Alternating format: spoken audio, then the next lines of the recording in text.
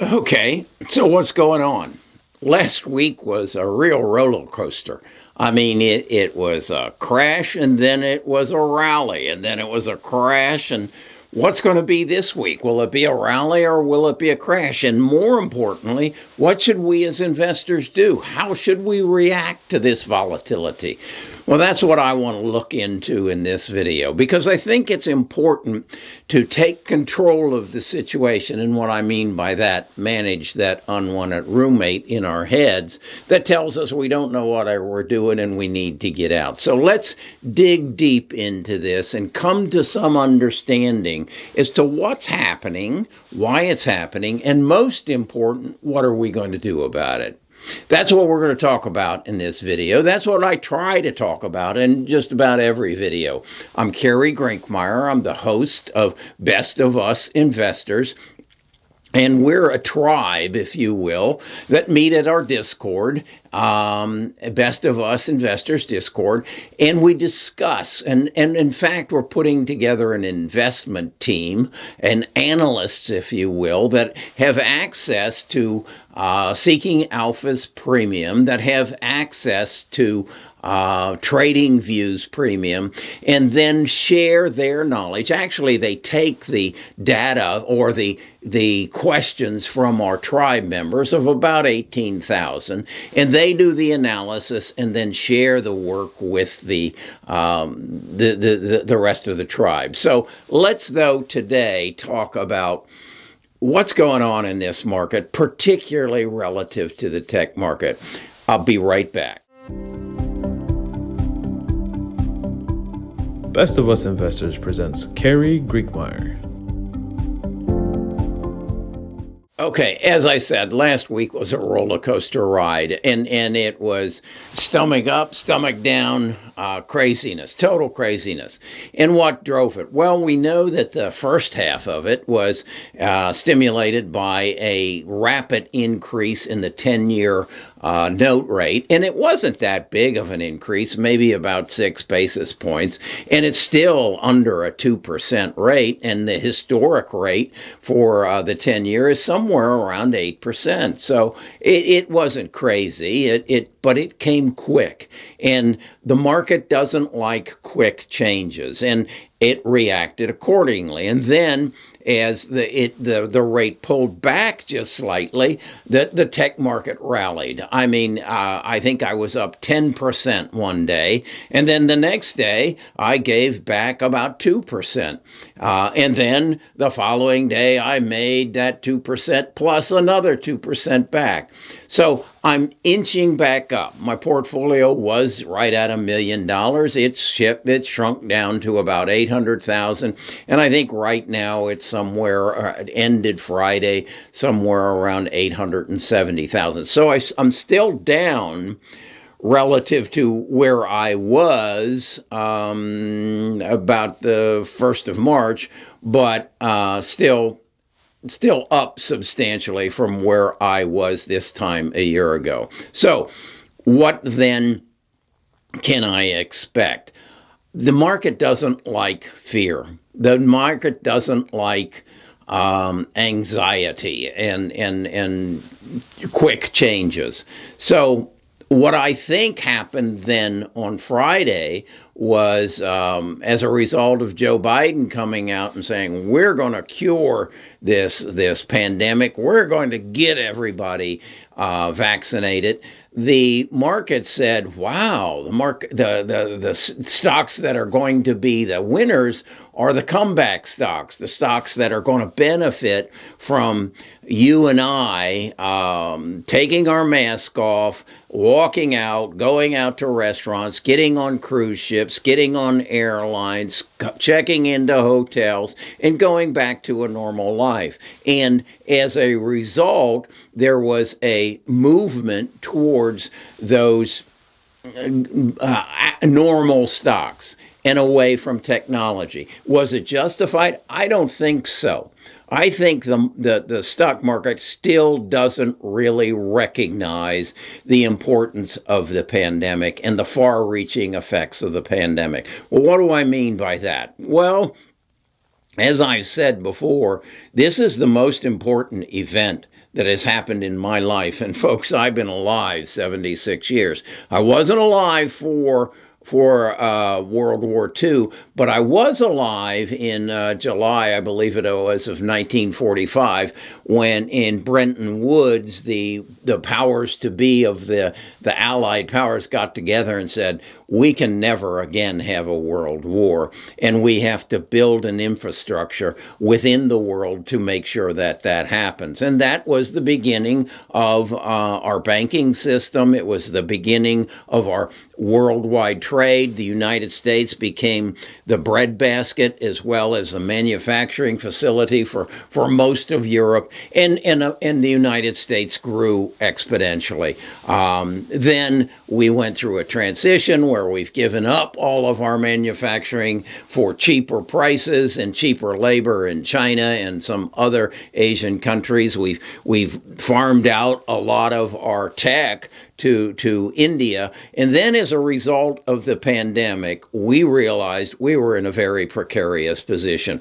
We had farmed everything out that we needed to maintain the security of our country, whether it be the pharmaceuticals that 78% were coming out of China, or the parts for our automobiles, which were coming from not only China and Vietnam, but also Mexico, and then just the overall lack of what we need to survive. If this had been a war, we would have lost.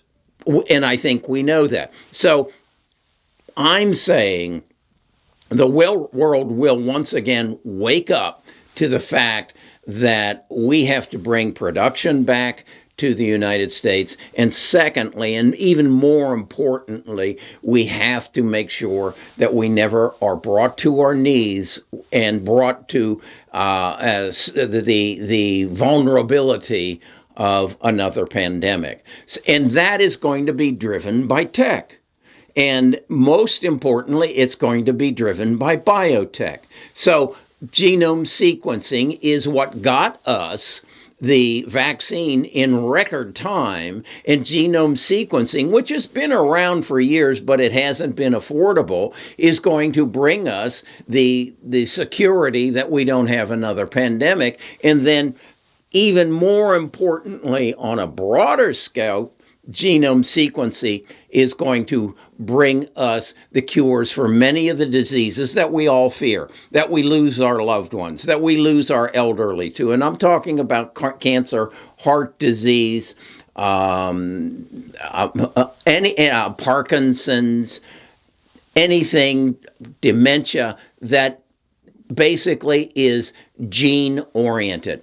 With CRISPR, we're able to go in and identify the malfunctions within our genome, the mutations, and go in and take them out. And we have companies now who are going to exponentially grow. And when I say exponentially grow, I'm talking about the kind of growth that Amazon, that Facebook, that Google experience, that Tesla experienced over a 5, 10, 15-year span, that this is going to happen in the biotech field in a 1, 2, and 3 year span. You're going to see these prices, the values of these stocks, and I'm talking about Illumina, I'm talking about CRISPR, I'm talking about Pacific Bioscience.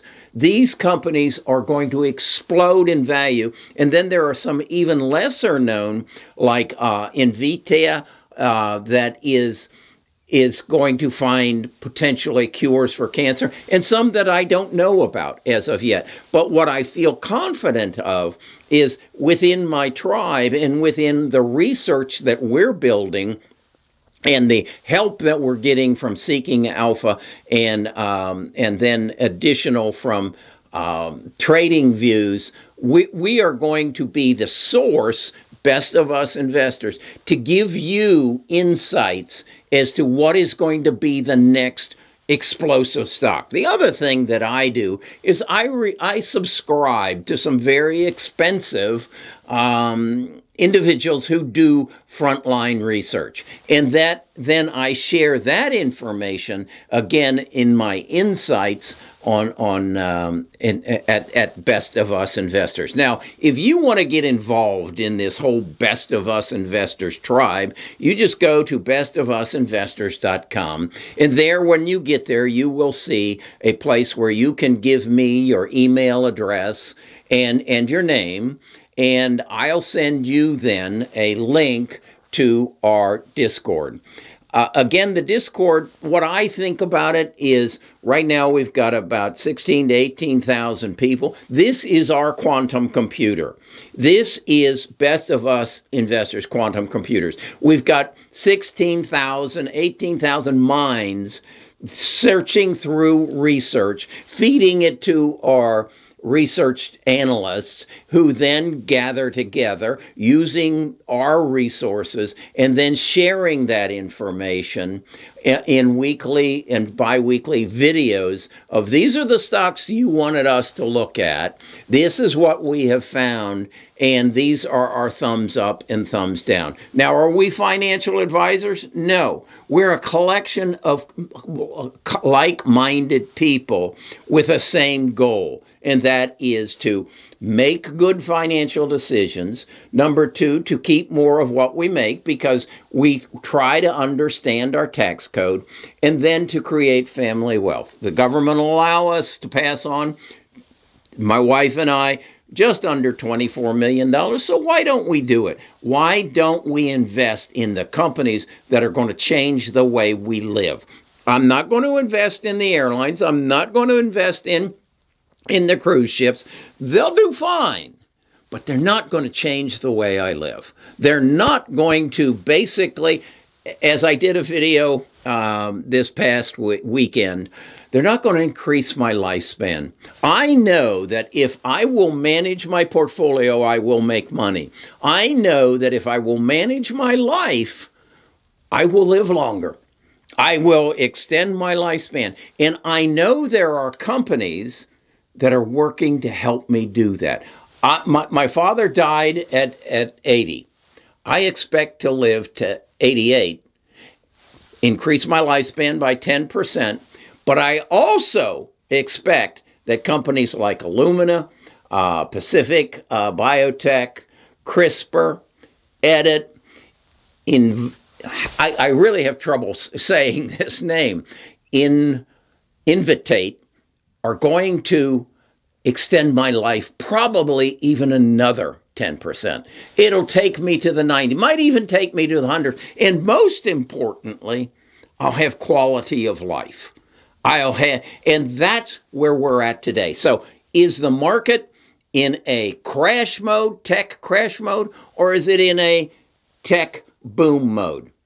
Either way, I want to own the right stocks. And I want to impress upon this to you. If you're old enough to have been a homeowner in 2008, between 2005 and 2008, you saw the value of your home escalate.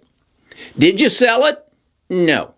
In 2009, you saw the value of your house depreciate substantially. Maybe even some of your neighbors got foreclosed on and thrown out of their homes. Did you sell your home? Did you sell your home and say, oh my God, Martha, the price of our home just dropped 25%. Let's get the hell out. No, you did not, because you knew in your heart, you lived in a good neighborhood, you lived in a place that was going to increase in value because God is not making any more land, and there is a shortage now of homes, so you didn't sell. You own tech stocks. You own the tech stocks of the future. You own the tech stocks that is going to increase my life by 10% and maybe even another 10%. So why would you sell them? You're in the catbird seat. You really are. You are in the time of our life that we are going to see companies grow like we have never seen them to grow. We all look at Amazon and Facebook and Google and say, oh, if I only had owned those stocks back when they were first created. And now you're looking at them 20 years in the future. In 5 years, you will look at the biotech stocks, you will look at the 3D printing stocks, you will look at the robotic stocks and say, why the hell didn't I pay attention to Carrie and Best of Us investors and get in on that? This is your opportunity. You are at a crossroads. Take control of your mind. Read my book of Who Are You and Why Are You You? And get rid of that unwanted roommate, and then come and enjoy the profits of the future. I'm Kerry Grinkmeyer. I'm the host of Best of Us Investors. If you'd like more videos like this, subscribe. By all means, ring that bell. Give me a thumbs up so that we want to build this tribe, not to 150. We want to build it to 1 million, because if we have 1 million people in this tribe collectively thinking about investing and making money and building wealth, we are a quantum computer. We are. And we can compete with all the hedge funds. In fact, we can move this market. I'm excited. Come join. I'm looking forward to it. Again, Best of Us Investors, give me your name, give me your email address, and let's do this together. Talk to you tomorrow.